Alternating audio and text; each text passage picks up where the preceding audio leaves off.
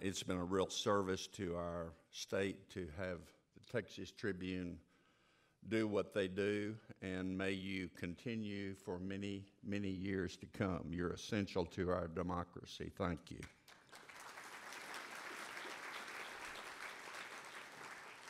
And I want to especially thank I'm not going to read all the sponsors, but I do want to acknowledge the Texas Rural Funders Collaborative for really pulling together this conference and allowing Texas 2036 to help them pull together the material that's going to be made available to you.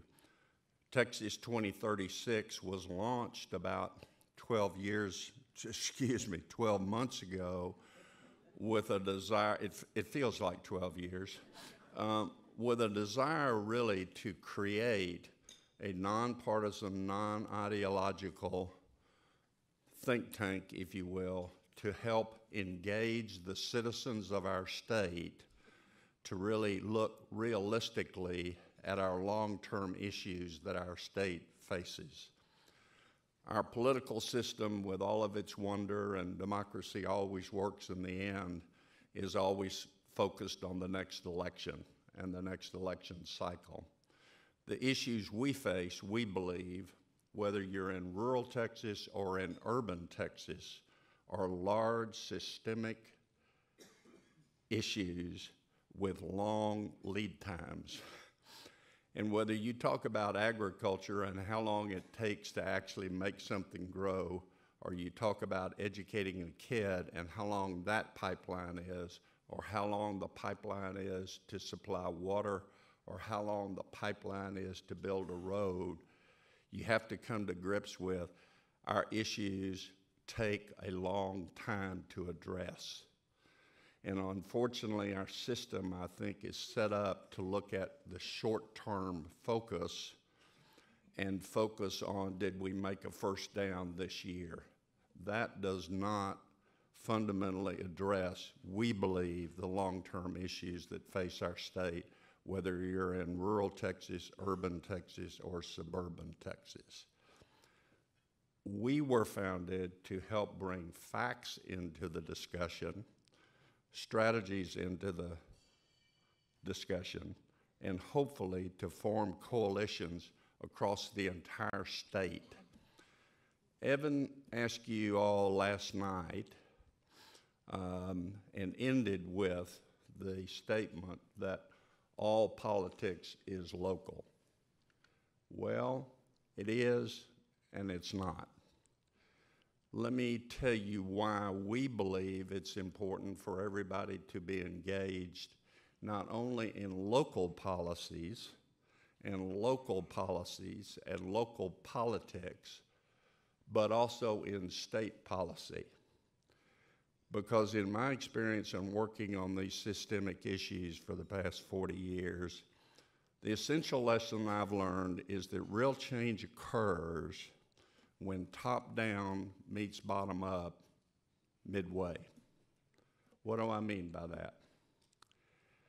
You heard For Price last night, an excellent legislator, talk about the political problems of how do you build a coalition when the school finance system has Chapter 41 schools and Chapter 42 schools, and no telling how many chapters, and none of that, all of that kind of glazed over a lot of us. But at the end of the day, what we eventually come to grips with, if you're focused on how do you change Roscoe ISD, and you're going to hear from the superintendent later who's doing a great job there. How do you change Roscoe ISD or Dallas ISD? You have to come to grips with the fact the state is a major player in what you can do and what you can accomplish, whether you like it or not. The state, whether it's supplying 55% of state funding or 35% of state funding, is supplying a lot of money, which empowers you to make the local changes which are so needed in your individual local areas. And our state is very diverse. But What we need to do is to build a coalition of rural, urban, and suburban people who can make sure state policies, whether they be in education, health and human services, infrastructure, the main economic drivers of our state, natural resources, are they consistent with what will allow each local area to prosper? The fact of the matter is that for Texas to work, all parts of Texas must work. Let me show you what some of the data. Now, I'm really demonstrating my technological prowess now and showing you that we're capable of thinking about 2036. Again, this is what we're about, is ensuring progress through our bicentennial. Let me show you why hope I'm going to be able to show you. There we go. Let's talk about a few facts. By 2036, our population will be about 41 million people. Today, we're 27 million. What does that mean? That means we have to create roughly 6.5 million new jobs by 2036 just to keep unemployment where it is today. Let's put that number in context. That's as many jobs as exist in Dallas-Fort Worth and Houston combined today. Where are we going to get that educated workforce? It's got to be homegrown talent. We can't always get by with domestic migration and international migration. In essence, if our state is going to grow, every single part of our state is going to have to produce homegrown talent. That's a fact. We have to grow our own, and we're not growing our own at a fast enough pace. Those are some of the facts, but how do you address that? Can you address that alone in Roscoe ISD? I don't think so. Is it absolutely essential that Roscoe have a plan and Roscoe be energized? Absolutely. But the state is a partner in that, and either the team of horses is going to pull in the same direction or they're going to pull apart. And that's why it's important to stay informed and have an impact on state policy in big ways, not just give us a new appropriation of the current system, or not just give us a little bit bigger piece of what you're already doing, but how do you impact state policy?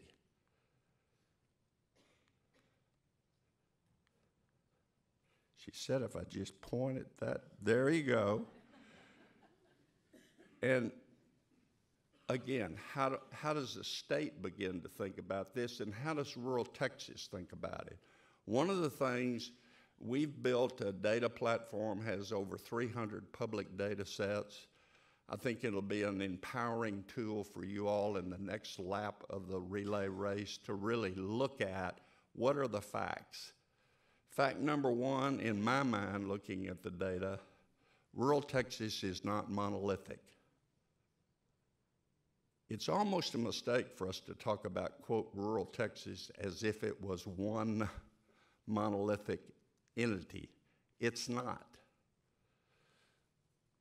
Parts of rural Texas have certain types of problems and opportunities.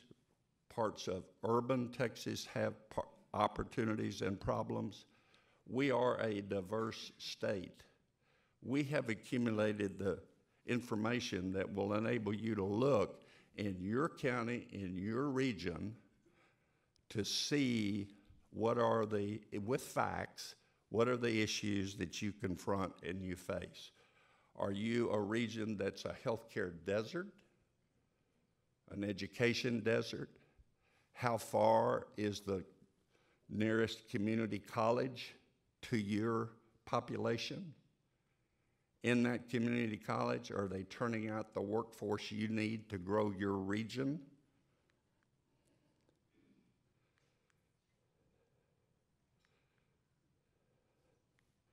It's the fourth time that gets it. There you go. Up, went too far. Well, I'm going to skip over, but I'll tell you, the previous one said the last time our state took a long-term strategic look at where we were was in 1982. Then Governor Clements commissioned something called Texas 2000. Happened to be 18 years out. And he said, we all in the state need to take a look at where we're going to be in 2000. And what does it take to keep us the number one place to live and do business? Coming out of that commission was a 20-year plan on how to develop water, how to develop highways. Very different world. We didn't talk about education. We didn't talk about health and human services. But we came up with a 20-year plan on water and highways. As a result, we were able to accommodate the growth our state had. We haven't had such a statewide effort since then. That's a mistake. We need, as a state and as citizens, to engage in and debate what is the next long-term strategic plan our state needs to ensure that every part of our state continues to prosper. That requires hard work. It requires building coalitions, and rural Texas must be an essential player at that table. When Evan says this is only a start, he is absolutely correct in my judgment.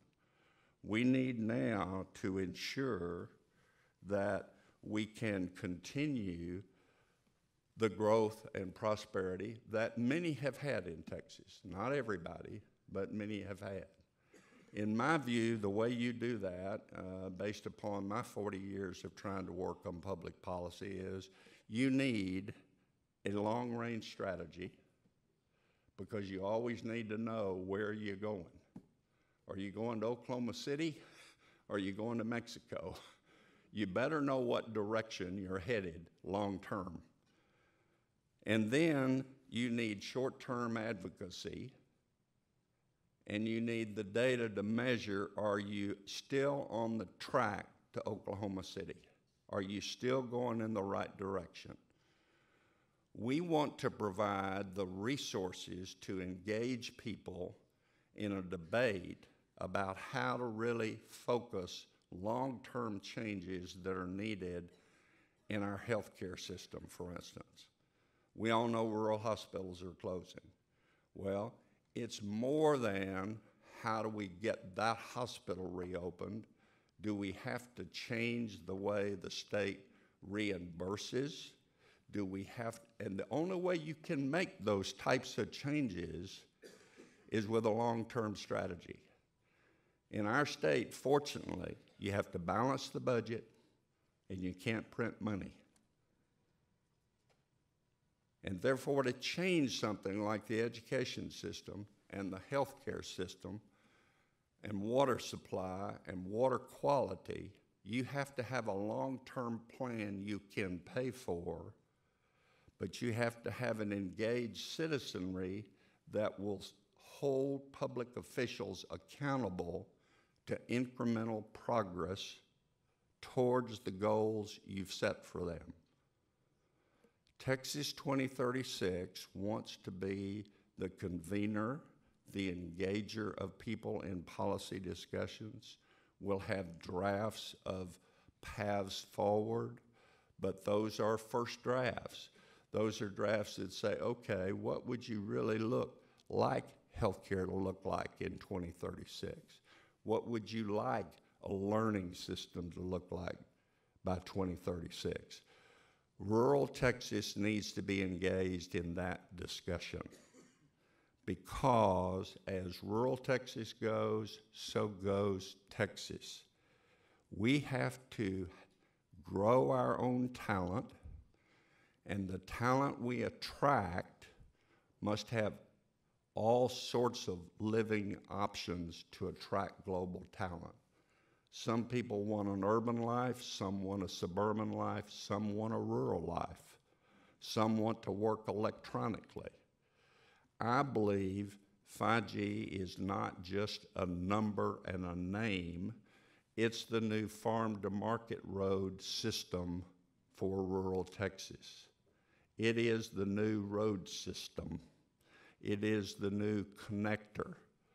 Well, do we have a long-term plan to ensure that all of Texas is connected?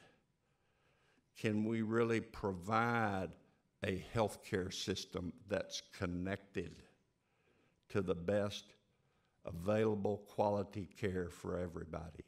These are some of the long-term issues we face. We want to help you, and we want to help rural Texas, and we want to help urban Texas, and we want the legislature to feel like we want to help them.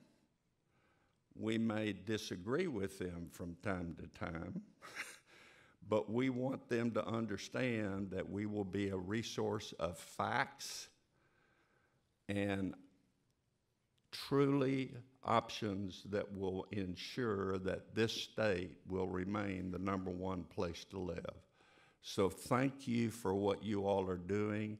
We hope we can engage Texans all over this state in a lively discussion about what it's really going to take to remain at the top of the heap.